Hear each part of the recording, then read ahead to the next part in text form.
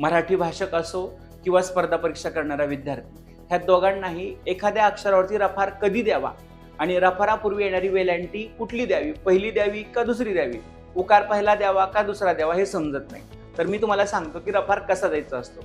तर रफार आपण ज्या अक्षरावरती उच्चारतो त्याच्या पुढील अक्षरावर तो द्यायचा असतो आणि रफारापूर्वी येणारे इकार म्हणजे वेलांट्या आणि उकार हे नेहमी दीर्घ लिहायचे असतात. अर्थात या नियमाला काही अपवाद आहेत, पण बहुतांश शब्द अशा पद्धतीने आपल्याला लिहिता येतील.